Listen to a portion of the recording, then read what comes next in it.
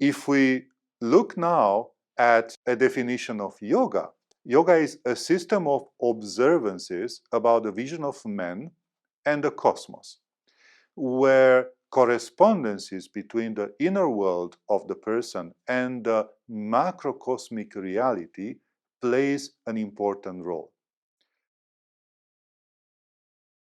Once experimentation has become part of the scientific methodology, then once such experiments are carried out, what results out of those experiments tend to be named a scientific fact. Of course, now there is something here that I think is important for us to understand from the very beginning. We might often believe that what we call a scientific fact, it's something which it is sort of 100% real, true, and beyond any doubt, which cannot be questioned. But in reality, the scientific fact, it is more the result of a complex process of scientists interacting with each other, first of all, finding a kind of a consensus, a common understanding of that process. And then, of course, that means also being trained in observing those kind of processes and in knowing how to measure those kind of processes. So from this point of view, we can say, I guess, without any kind of mistake, that a scientific fact, it is first and most a highly constructive process which results from the interaction of scientists with each other, of scientists with the world, and even of scientists with society at large. I wanted to mention this because, again, this concept of scientific fact, it is once more one of the concepts which is used, and I would dare to say misused, even abused nowadays. Often when we are, presented with a new product which needs to be marketed, we are given this kind of argument that this is a scientific fact. Now, this cream, it helps your skin to get better. That is a scientific fact. So it is one of those arguments which, again, it is used a lot nowadays, and we ought to understand that, once more, often the scientific fact doesn't refer to the absolute truth. It rather refers to what we consider for the moment out of our consensus as agreeable, as something that we can all more or less agree with. Now, in general, the scientific process, and of course also from that point of view, the scientific method, has a few fundamental pillars that are always present. I will briefly mention them just for us to understand also from that perspective what, of course, we can as well take many times for granted and what often we shouldn't really take for granted. Now, scientific models always have, in the beginning, certain presuppositions. And those presuppositions are often not themselves objects of scientific investigation. So once we've been supposing that, and we consider that's the manner to look at the facts, often again, we are not further on investigating that perspective. Now, those presuppositions are not necessarily rational.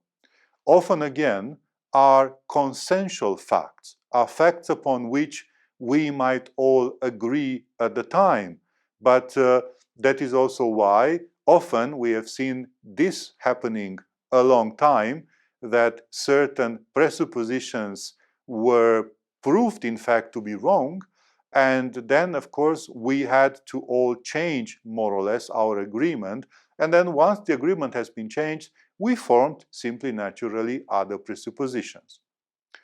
Also, we need to understand that due to the nature of consensus which these presuppositions have, they tend to also be quite resistant to change, because you see, many times when you want to change a presupposition, you have in fact to change, allow me to address it like this, public opinion upon a certain fact. And I think most of us know, out of simple, pure human experience, how difficult in general it is to change public opinion.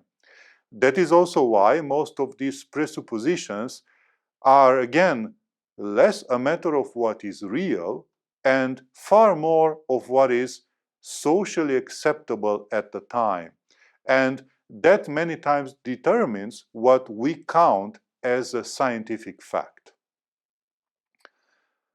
That is also why, at a certain point, one of the fathers of quantum mechanics, one which is also probably very well known, Werner Heisenberg, at least due to the famous principle of Heisenberg, said once that what we observe is not the nature itself, but the nature exposed to our method of questioning.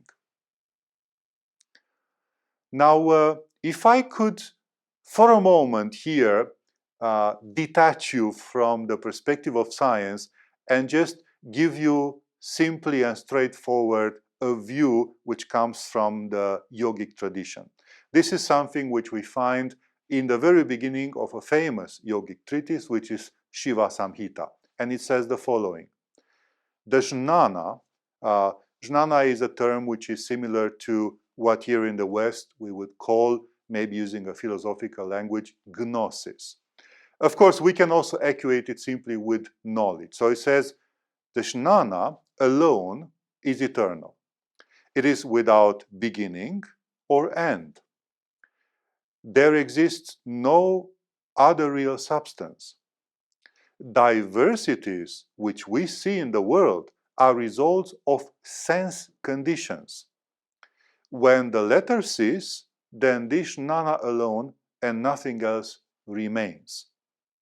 Now, this very simple and beautiful quote, again, which sits in the very beginning of a fundamental yogic treatise, is telling us something which we start to understand more and more nowadays by simply looking at all the science, so to say, that we've been producing in the last centuries. Namely, that diversities in terms of scientific facts are results of what the Shiva Samhita calls sense conditions, or what nowadays we can simply call consensus, as we just mentioned before. And that only when we are capable to leave behind the necessity of a consensus, then maybe we have a chance to advance in terms of knowledge, and of course to come closer and closer to reality, to the truth, so to say. Now, as I'm slowly trying to move towards this very idea of finding a common ground between science and spirituality, allow me to even give you a very simple definition. This is the definition of physics, and I'm picking up physics simply because that's what I have studied, so I'm the most comfortable with.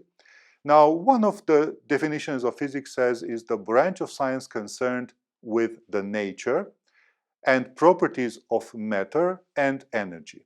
Its main goal is to understand and to explain how the universe behaves. If we look now at a definition of yoga, it is one I found which is very beautiful and simple. Says, yoga is a system of observances about the vision of man and the cosmos, where correspondences between the inner world of the person and the macrocosmic reality plays an important role.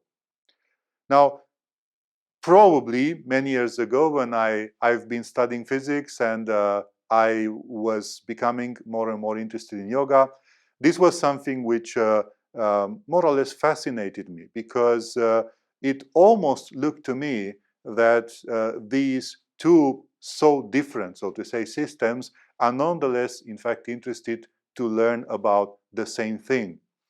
It is true, physics tends to look far more to what we normally like to call the objective world, so tries in a way to exteriorize, so to say, the view upon the world and to, in a way, subtract the observer from the picture, while the yogic tradition is, from that point of view, I would even dare to say, more complete and more correct, because it leaves the observer as part of reality and even aims to understand to which extent the observer interacts with the ever-changing reality, and of course, even to understand how changes of reality produce changes inwards in the one which observing, and the other way around, if possibly, changing of the observer might as well affect in a way or another the outer reality. Now, also allow me here to as well explore together with you as the yogic system in a very simple manner. Namely, generally the yogic system can be put in this way. It is comprising, first of all, of some fundamental principles which have been enunciated as a result of profound long-term observation. Next to these fundamental principles, the same system is offering certain laws which simply are depicting the principles at work. Then, next to principles and laws, the yogic form of practice also offers specific systems which contain forms of practice aimed to validate this kind of fundamental principles through direct experience. And as a result of such a direct experience, what we also obtain there, it is what the yogic system calls a practical wisdom, which is often seen as a clear inner validation of such fundamental principles. Now, I could also give you here another example. It is the beginning of another very, very important and probably very well-known yogic treatise, the Yoga Sutras of the wise Patanjali. And in the very beginning of the Yoga Sutras, I'm quoting for you here the sutras from 2 to 5, just maybe the first one, I leave it for the moment alone. And he says the following. Number 2 says, yoga is the cessation of mental fluctuations. The next one says, finding our true self entails insight into our own true nature. The next says, lacking that, so the true insight, fluctuations skew our perceptions. And the next is saying, there are 5 types of fluctuations, some of which are more agreeable than others.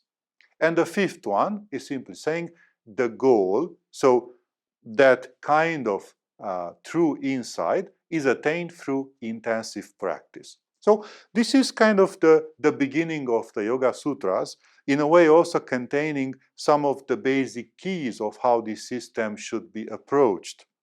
Now, why I am presenting it to you here? Because, in fact, if we look at it carefully, what we observe is a very interesting approach. Now, even in these 5 simple and short sutras, we observe the following. We observe, first of all, a principle which has been formulated, which says the knowledge of the true self provides proper insight on one's own nature. We also find the law, which is again simply depicting on how that principle can be seen at work. Namely, the knowledge of the true self can be achieved only in the absence of mental fluctuations. We find as well a system of practice indicated, which it is known traditionally as Ashtanga. And the yoga of with 8 steps, or many times we refer to it as the yoga with 8 limbs. And if we apply that system of practice, and of course we aim to respect the laws, then discovering those fundamental principles, in this case, that fundamental principle which I just mentioned, will give us as well a practical type of wisdom, namely that in the moment when the mental fluctuations are stopped, then that will enable us to have the experience of oneness, what the yogic tradition also calls samadhi, and a word which is also became very well known in nowadays language.